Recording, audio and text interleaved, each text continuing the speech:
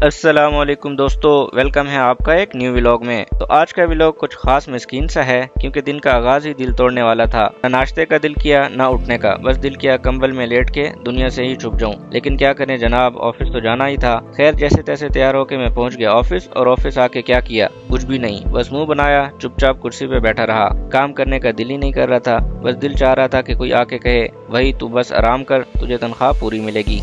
तो जनाब मैं इसी उदास लम्हे में डूबा बैठा था जैसे कोई पुरानी पाकिस्तानी फिल्म का हीरो हो जिसका दिल ताज़ा ताज़ा टूटा हुआ हो कि अचानक ऑफिस में एंट्री होती है हमारे सीईओ सलमान भाई की।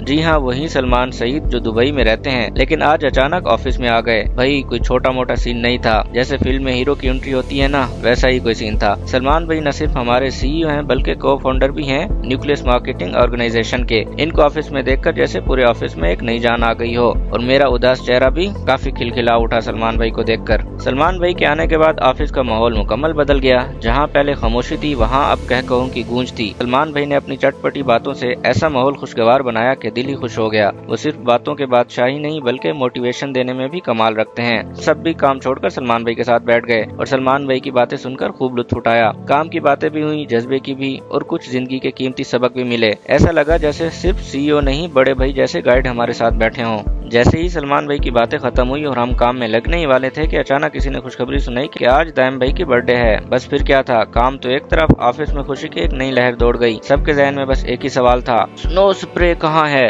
दाइम भाई हमारे निहायत प्यारे कुलीग हैं, मीडिया टीम के सितारे भी हैं। इनकी बर्थडे का मतलब है केक, हंसी, शोर और बेशुमार स्नो स्प्रे।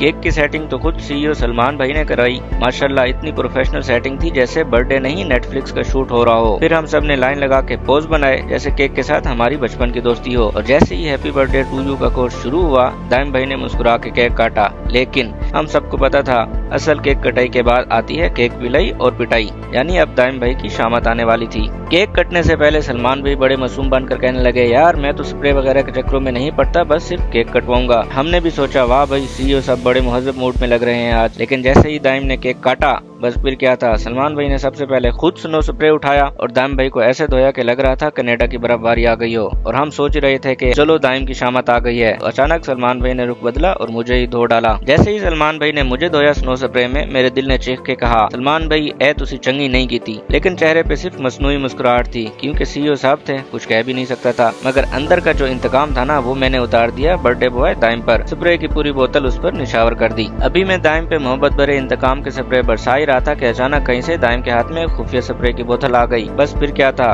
पूरी बोतल मेरे ऊपर उंडेल दी। मेरे बाल, मेरा चेहरा, यहाँ तक कि मेरी सांसें भी स्प्रे से भीग गई। स्नो स्प्रे के बाद हमने थोड़ा अंडे का भी मजा